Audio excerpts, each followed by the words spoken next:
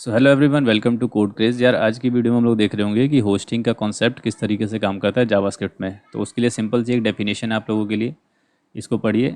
तो hoisting is JavaScript default behaviour of moving declaration to the top. अब declaration पे थोड़ा ध्यान देना, टू द टॉप। और एक चीज़ मैं और ऐड करूँगा, to the top of its scope.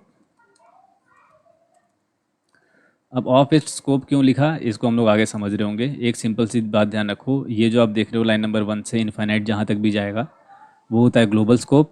और अगर मैं ये एक फंक्शन डिक्लेयर कर दूं, ठीक है, और इस फंक्शन की एक बॉडी बना दूं, तो ये भैया ये है इस फंक्शन का लोकल स्कोप।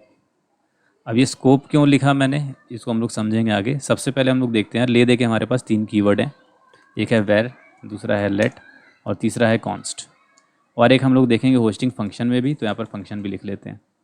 अब होस्टिंग काम किस तरीके से कर रही होती है, जैसा आप लोगों ने डेफिनेशन पढ़ा कि ये डिक्लेरेशन को टॉप पे भेज देता है जावास्क्रिप्ट। उसका मतलब क्या हुआ, तो देखो हमने क्या किया, हमने लेट कीवर्ड यूज़ किया और एक न्यू नेम नाम से हमने एक वेरिएबल बना दिया। ठीक है, न्यू नेम नाम का वेरिएबल है और इसमें हम लोगों ने कोई वैल्यू अभी इनिशियलाइज नहीं की। हमने सीधा क्या किया, यहाँ पे वेरिएबल को डिक्लेयर किया है।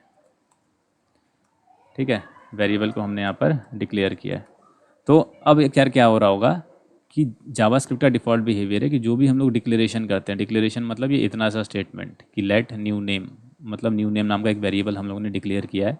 तो बाय डिफ़ॉल्ट इस चीज़ को ना वो जावास्क्रिप्ट में सबसे ऊपर भेज देता है प्रोग्राम में। सबसे ऊपर मतलब ये लाइन नंबर 1 से भी कहीं ऊपर इसको भेज देता है। उसके बाद हम इस वैल्यू को यूज़ कर सकते हैं। कैसे कर सकते हैं, अगर मान लो मैंने 6th नंबर लाइन पे इसको डिक्लेयर किया है और मैं जाकर 3rd नंबर लाइन पर इसको यूज़ करना चाहूँ, console.log लिख के मैंने बोला कि न्यू नेम की जो भी वैल्यू है आप मुझे दे दो, तो इसने मुझे बोला कि can not access new name before initialization. अब इस स्टेटमेंट का मतलब पता है क्या है, इस स्टेटमेंट का मतलब ये है कि जो न्यू नेम नाम का वेरिएबल है ये एग्जिस्ट तो कर रहा है हमारे प्रोग्राम में, लेकिन हम लोग तब तक उसको यूज़ नहीं कर सकते जब तक आप उसमें कोई वैल्यू को इनिशियलाइज़ नहीं करते हो। सेम यही होता है हमारे कॉन्स्ट के साथ। हमने कॉन्स्ट कीवर्ड का यूज़ किया और सेम नाम का वेरिएबल बनाया, ठीक है, न्यू नेम नाम से। अब हमें एरर क्या मिल रहा है कि मिसिंग इनिशियलाइज़र। तो हमको पता है जब हम लोग कॉन्स्ट कीवर्ड की मदद से करते हैं तो हमको उस वैल्यू को इनिशियलाइज़ करना पड़ता है, हम लोग सिर्फ डिक्लेयर नहीं कर सकते। तो अब यहाँ पर भी मैं सेम एरर देगा, reference error can not access new name before initialization. मतलब उसको ये पता है कि न्यू नेम नाम का वेरिएबल है। क्यों, क्योंकि होस्टिंग ने इस स्टेटमेंट को यहाँ से उठाकर टॉप ऑफ द प्रोग्राम भेज दिया। लेकिन अगर हमें उसकी वैल्यू को एक्सेस करना है तो हमें ये स्टेटमेंट यहाँ से हटाकर 6 नंबर लाइन के नीचे ही कहीं पे लिखनी पड़ेगी। मैं 8 में लिखूँ, 9 में लिखूँ, 7 में लिखूँ, कहीं पर भी लिखूँ, 6 नंबर के बाद लिखना पड़ेगा। तो अब मुझे न्यू नेम की वैल्यू मिल रही होगी। ठीक है, ये तो बात हो गई कॉन्स्ट कीवर्ड के साथ। अब वैर भी जो है वो होस्टिंग सपोर्ट करता है। अगर हम लोग वैर कीवर्ड से कोई वेरिएबल डिक्लेयर करें, मैंने बोला कि माई एज नाम से मैं एक वेरिएबल बना देता हूँ, माई एज लिखा मैंने और इसको मैंने सिर्फ डिक्लेयर किया यहाँ पर। अब अगर मैं ऊपर जाकर कहीं पर मान लो 3rd लाइन में मैं एक्सेस करना चाह रहा हूँ, ठीक है, मैंने बोला console.log आप मेरे को माई एज की वैल्यू दे दो कि माई एज में क्या स्टोर है।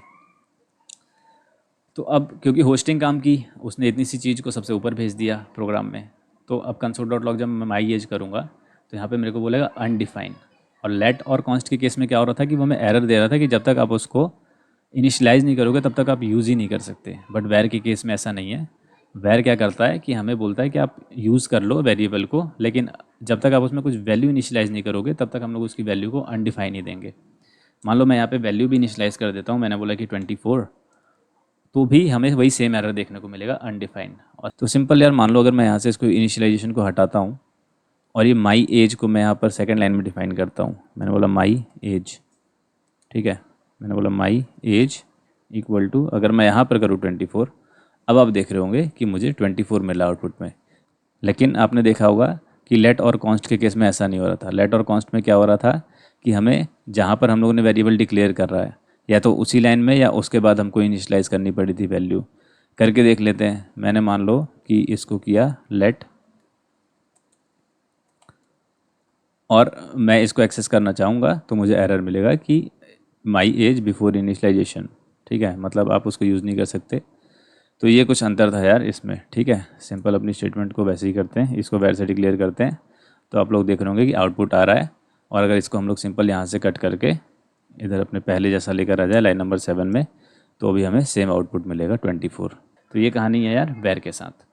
अब हमने बोला कि फंक्शन, तो यार फंक्शन भी जब हम लोग बनाते हैं ना, तो उसका भी जो डिक्लेरेशन होता है, फंक्शन में दो पार्ट होते हैं, एक हम लोग उसको डिक्लेयर कर रहे होते हैं, एक इनिशलाइज कर रहे होते हैं या कॉल कर रहे होते हैं।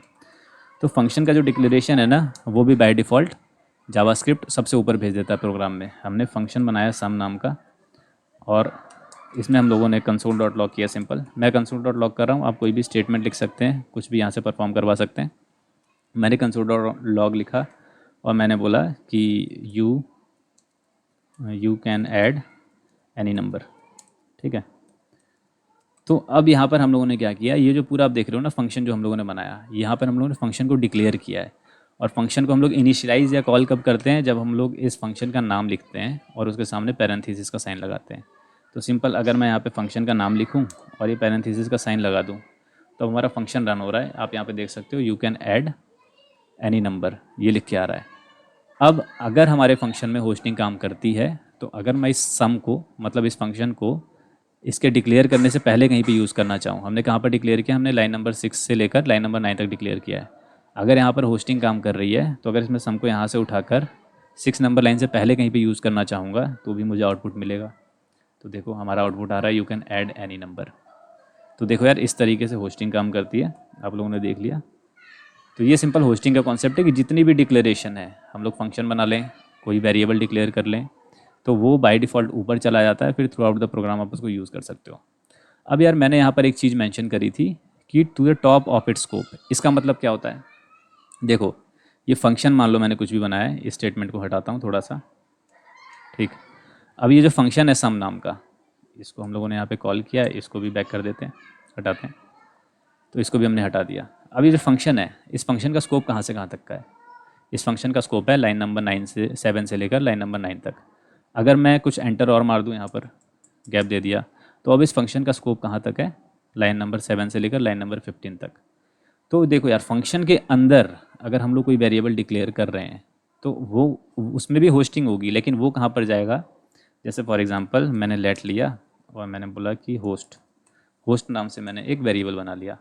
तो अब इस होस्ट में भी होस्टिंग हो रही होगी, लेकिन होस्टिंग कैसे हो रही होगी कि ये इस फंक्शन की जो बॉडी है ना, इस फंक्शन का जो स्कोप है, इस फंक्शन का स्कोप यहाँ से यहाँ तक है। तो ये वाला जो होस्ट है, ये बाय डिफ़ॉल्ट यहाँ से उठकर इधर जा रहा होगा।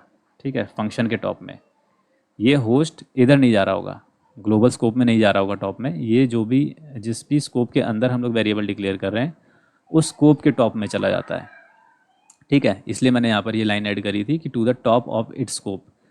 इस जो हमने लेट वेरिएबल बनाया होस्ट नाम का, इस होस्ट का स्कोप क्या है, ये फंक्शन है, तो इस फंक्शन के टॉप में जाएगा ये। इसको हम लोग करके देखते हैं एक बार। फंक्शन को थोड़ा सा छोटा करते हैं, इसकी बॉडी को, और ये जो हमने होस्ट डिफाइन किया इसको हल्का नीचे करते हैं। अब मैंने ये जो होस्ट है, ये लेट कीवर्ड की मदद से लाइन नंबर 10 पे किया है। अब अगर मैं इसको लाइन नंबर 9 पे एक्सेस करना चाहूँ, तो आप लोग देखोगे कंसोल डॉट लॉग, और मुझे होस्ट की वैल्यू चाहिए, तो मैंने होस्ट लिख दिया। ठीक है, सिंपल।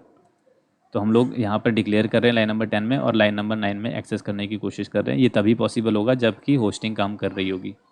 तो मैंने सिंपल यहाँ पे इस फंक्शन को कॉल किया, फंक्शन का नाम था हमारा सम, तो सम लिखा मैंने और इसको कॉल कर दिया।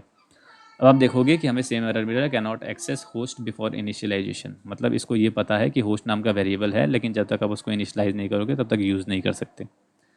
अब यही क्या होगा कि अगर मैं ये स्टेटमेंट इस फंक्शन से बाहर कहीं लिखूँ, मैंने यहाँ से इसको कट किया, और मान लो मैं फंक्शन डिक्लेयर कर रहा हूँ 6 नंबर लाइन से, और मैं इसको एक्सेस करने की कोशिश कर रहा हूँ लाइन नंबर 5 पे, तो अब वो एरर चेंज हो जाएगा। वो बोलेगा reference error, host is not defined. मतलब फंक्शन के बाहर ये वेरिएबल डिफाइन ही नहीं है। ठीक है, तो होस्टिंग हमेशा ध्यान रखना कि होस्टिंग होती है, लेकिन वो अपने स्कोप में होती है। स्कोप में होने का सेंस कि अगर मैंने ग्लोबल में कोई वेरिएबल डिफ़ाइन किया है, मान लो मैंने यहाँ पे अगर कोई वेरिएबल डिफ़ाइन किया ग्लोबल स्कोप में, तो ये तो यहाँ से उठ के ये सबसे टॉप में चला जाएगा प्रोग्राम के। लेकिन अगर मैंने फंक्शन के अंदर कोई वेरिएबल डिक्लेयर किया है, तो वो वेरिएबल, जैसे ये वेरिएबल है यहाँ पर, तो ये टॉप ऑफ द प्रोग्राम नहीं जा रहा होगा, ये टॉप ऑफ द फंक्शन जा रहा होगा। ठीक है, इस चीज़ को हमेशा समझना है। और सिंपल मान लो कि ये स्टेटमेंट में हाथ में यहाँ से हटा दी, और मैंने इसके अंदर एक और फंक्शन बनाया। ठीक है, एक और मैंने फंक्शन बना लिया। तो अब आप देखोगे कि ये जो फंक्शन, मान लो मैंने ऊपर वाले को नाम दे दिया फंक्शन ए, ठीक है, और नीचे वाले को मैंने नाम दे दिया फंक्शन बी। तो अब यहाँ पर देखो, इस फंक्शन के अंदर, फंक्शन बी के अंदर मैं कोई भी अगर वेरिएबल डिक्लेयर कर रहा हूँ तो उसका स्कोप कहाँ से कहाँ तक है, यहाँ से यहाँ तक, लाइन नंबर 9 से लेकर लाइन नंबर 12 तक। तो यहाँ पे जो भी वेरिएबल आप डिक्लेयर कर रहे होंगे वो इसको फंक्शन बी के टॉप में भेजेगा। अगर हम लोग ए के अंदर कोई वेरिएबल डिक्लेयर कर रहे हैं, मान लो मैंने यहाँ पे किया लेट और नम नाम से, तो ये नम उठ के इधर जा रहा होगा इस फंक्शन के टॉप में, मतलब वो इधर कहीं लाइन नंबर 7 पे जा रहा होगा। ठीक, तो ये कॉन्सेप्ट होता है। ये उठ के यहाँ से इधर नहीं जाएगा, लाइन नंबर 1 पे नहीं जाएगा, ये अपने स्कोप में ही रहेगा और अपने स्कोप में ही होस्टिंग को परफॉर्म करेगा। तो यार देखो, थोड़ा सा कंफ्यूजिंग तो है ये, अगर आप दोबारा देखोगे तो आई थिंक कुछ क्लियरिटी आएगी। बाकी कन्फ्यूज़न बहुत होती है और सेम इसी होस्टिंग के कॉन्सेप्ट पे बहुत सारे जो इंटरव्यूअर हैं वो लोग आपको बहुत ज़्यादा कंफ्यूज कर रहे होते हैं। अब यार मैं एक चीज़ आप लोगों को बताना भूल गया था कि जो फंक्शन एक्सप्रेशन होते हैं ना, वो होस्टिंग के कॉन्सेप्ट को फॉलो नहीं करते। मैंने बोला कि फंक्शन सम, और फिर मैं यहाँ पर सिंपल इस फंक्शन से क्या करवा रहा हूँ, मैं हेलो प्रिंट करवा रहा हूँ। तो मैंने बोला कंसोल डॉट लॉग और आप मेरे को हेलो प्रिंट करके दे दो, ठीक है। सो सिंपल यहाँ पर हेलो, और अगर मैं इसको किसी वेरिएबल में स्टोर कर दूँ तो वो होता है फंक्शन एक्सप्रेशन। कैसे, मैंने इसको एक लेट नाम से वेरिएबल बनाया और वेरिएबल का नाम रखा ग्रीट, तो मैंने इसको स्टोर कर दिया। अब यहाँ पर अगर मैं ग्रीट नाम लिखूँ और उसके सामने पैरेंथेसिस लगाऊं तो मेरा फंक्शन रन हो रहा होगा, कंसोल में आपको हेलो लिखा हुआ दिख रहा होगा। ठीक, अब यहाँ पे हुआ क्या, एक हमने फंक्शन बनाया, उसको हमने एक वेरिएबल में स्टोर कर दिया। तो यार देखो, अगर यहाँ पर होस्टिंग परफॉर्म हो रही होगी फंक्शन एक्सप्रेशन के साथ, तो अगर मैं लाइन नंबर 11 से इस स्टेटमेंट को उठाऊँ, यहाँ से कट करूँ, और मैं कहीं पर लाइन नंबर 6 से पहले इसको यूज़ करना चाहूँ तो ये यूज़ होना चाहिए। बट आप लोग यहाँ पे देखोगे कि यहाँ पर सेम वही एरर मिल रहा है हमें जो लेट और कॉन्स्ट के साथ मिलता है कि reference error can not access greet before initialization. मतलब हमारे फंक्शन को पता है कि हमारे पास ग्रीट नाम का, सॉरी हमारे प्रोग्राम को पता है कि हमारे पास ग्रीट नाम का एक फंक्शन है, लेकिन वो बोल रहा है कि आप उसको इनिशियलाइज करने से पहले यूज़ नहीं कर सकते, और इस स्टेटमेंट के थ्रू हम लोग अपने फंक्शन को इनिशियलाइज करते हैं। ठीक, तो ये सिंपल सी बात थी फंक्शन एक्सप्रेशन के बारे में। तो करते हैं यहाँ से कट और इसको भी करते हैं कट। तो एक बारी और देखिएगा वीडियो को अगर समझ में नहीं आया तो, और अभी तक आपने वीडियो देखा उसके लिए थैंक यू। खुश रहिए, मुस्कुराते रहिए, और मिलते किसी और वीडियो में। Thank you so much.